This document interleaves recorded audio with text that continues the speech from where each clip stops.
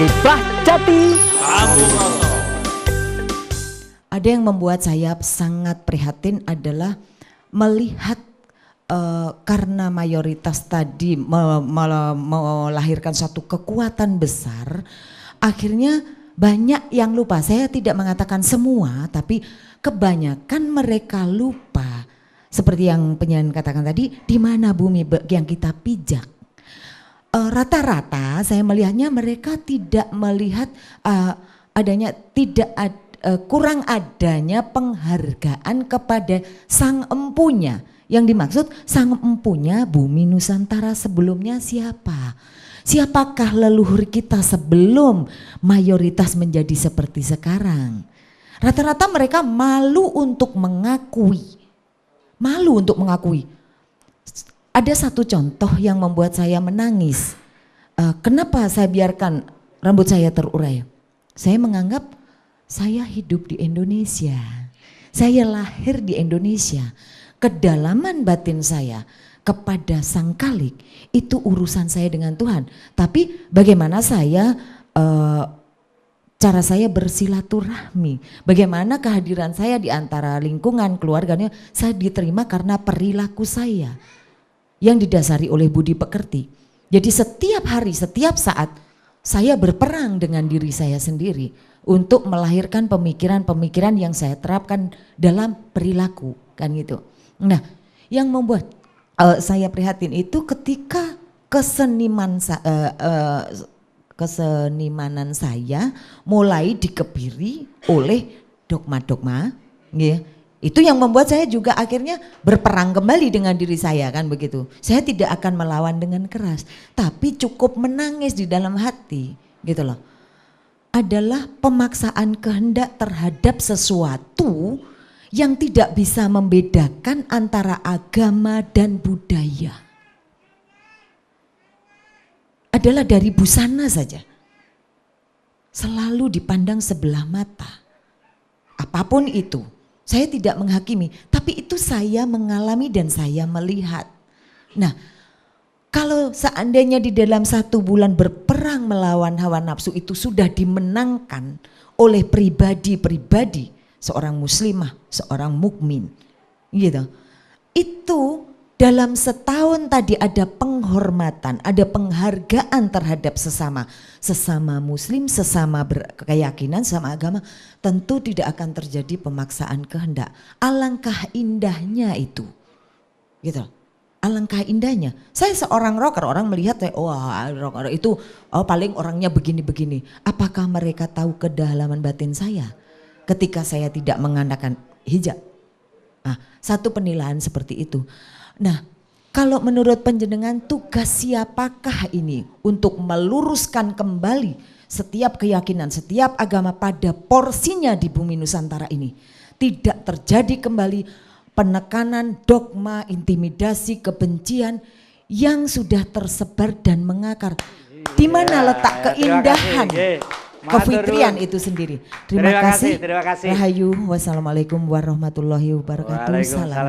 Terima kasih. Itu memang realita keadaan di lapangan. Memang kita ini, saya tidak setuju dengan istilah proses demokrasi. Karena negeri kita itu sudah menemukan demokrasi. Negeri kita pada waktu proklamasi kemerdekaan, aturan mainnya, hukum undang-undang aturan mainnya sudah tidak bertentangan dengan hukum Tuhan. Makanya demokrasi kita itu bukan suara terbanyak. Kalau suara terbanyak itu bukan, tidak jaminan kalau benar. Yang benar itu musyawarah dan mufakat.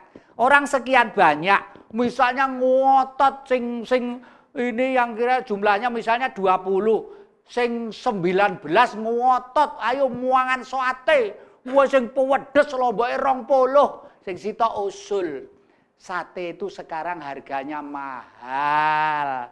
Karena daging sapi makin jarang, kambing semakin mahal. Yang kedua, ini mbok ya jangan makan anu lah, nanti yang kelihatannya kurus-kurus punya sakit emah. Bagaimana kalau pecel saja? Nanti rasanya juga nikmat, juga merabui tubuh dan sebagainya. Satu yang baik itulah. Makanya demokrasi kita demokrasi terpimpin, Kenapa terpimpin? Dipimpin oleh hikmah kebijaksanaan dalam permusyawaratan. Dasar hukumnya dari hukum Tuhan.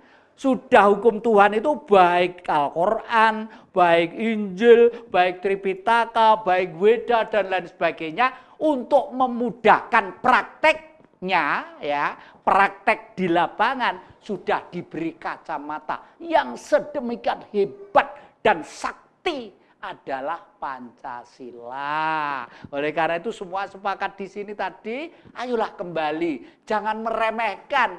Dunia itu sudah semakin gulung. Kenapa? Kapitalisme sudah mau bentrok, ya toh? Karena ekonomi.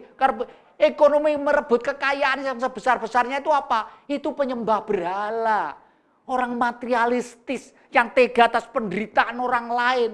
Yang tega atas penderitaan negara lain, itu nyembah berhala, bukan kok patung seperti saudara kita Konghucu, Hindu, tidak, itu kitab loh, itu patung, itu tulisan tanpa ada oret-oretan, hening di depannya membayangkan siapa sang Brahman itu. Oh, menurut hukumnya, menurut Weda ini, siapa Wisnu, siapa, misalnya seperti itu. Lain, itu buku pada waktu belum ditemukan kertas, itu ajaran gitu loh ya. Nah, kita kembali sekarang Mas Krisna.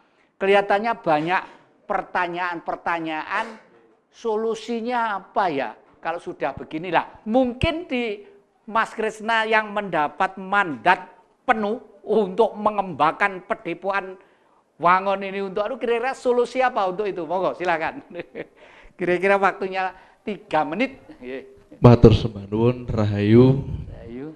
Saya di sini coba tidak berbicara, mohon izin tidak berbicara sebagai seorang Jawa, seorang yang beragama, seorang Indonesia, tapi izinkanlah saya di sini berbicara sebagai satu bagian kecil dari suatu kesemestaan yang mencoba untuk ngerayangi jagat, gagas jagat, jontro jagat, dan mapak jongko. Tadi disebut saya coba menjawab beberapa pertanyaan dulu yang bergeser, di sini terjadi suatu pergeseran bobot nilai penghayatan atas puasa dan Idul Fitri itu sendiri. Ini yang harus dipahami oleh masyarakat luas. Karena keniscayaan dari puasa dan Idul Fitri, tadi disebutkan balas dendam.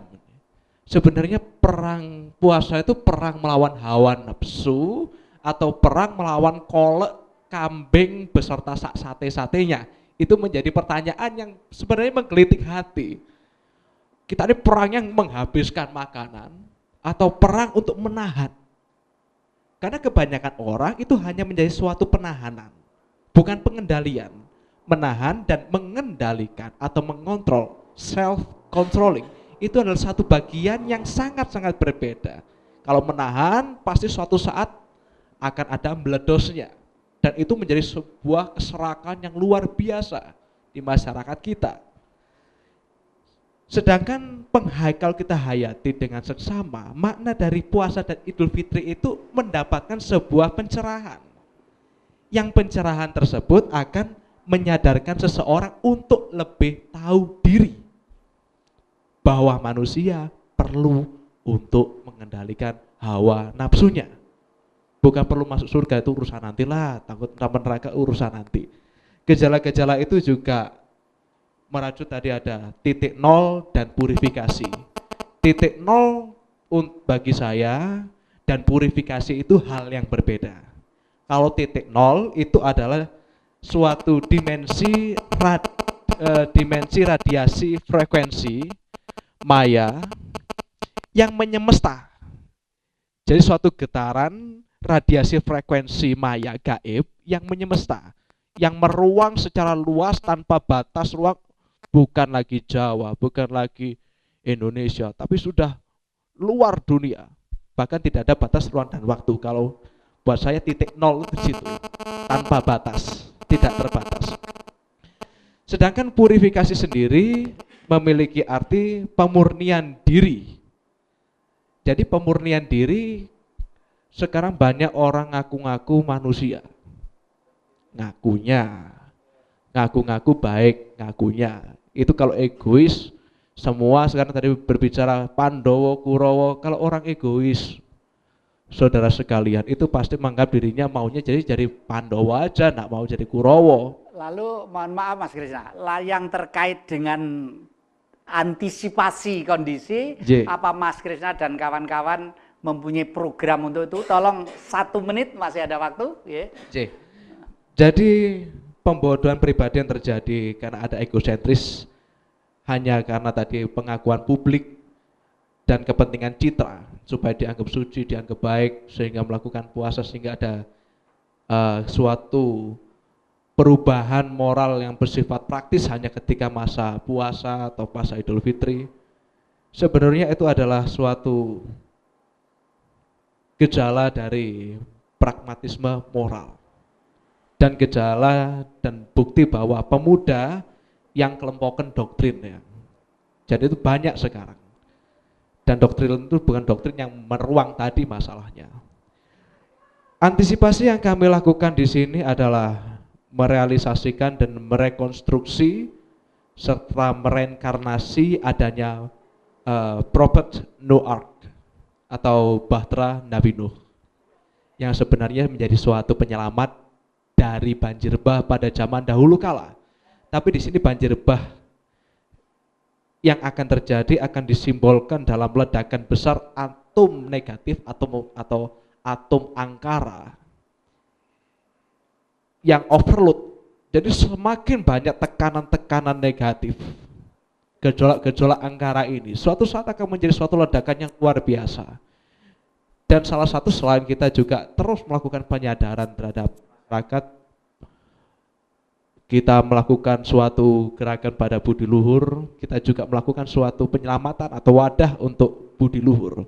Salah satunya yang nanti akan kami lakukan di sini, tujuan dari Padepokan Wangon akan merealisasikan adanya perguruan Harya Sailendra yang di situ mewujud pada perjuangan masyarakat adat, tradisi dan sistem ketuhanan asli Nusantara. Ya, terima kasih. Ya, terima kasih. Ya, ternyata para penonton Dhamma TV yang kami muliakan, ya saya pikir memang masih banyak akan disampaikan. Tapi bagaimana ya, waktu kelihatannya menyita kita, dan oleh karena itu saya yakin bahwa nanti itu kita masih bisa ketemu lagi dalam kesempatan yang lain. Dalam kesempatan hari raya ini, kami semuanya keluarga besar Dhamma TV dan khususnya acara Kiprah Jati, terima kasih kami ucapkan kepada para narasumber. Terima kasih, ini surat yang sudah kesekian puluh kalinya, usul-usul SMS atau email-email dari seluruh penjuru dunia kepada kita. Terima kasih kita mendapat perhatian, sekaligus dalam kesempatan ini kami semuanya mohon maaf yang sebesar-besarnya. Minal aidin wal faidin, mohon maaf lahir dan batin. Ayo yuk, tanggal ya. Ya, terima kasih.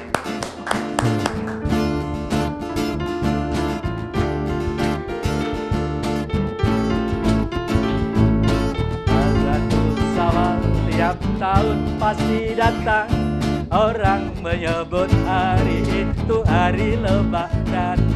Satu sama lain saling maaf memaafkan, hilang salah hilang duka di hari Lebaran.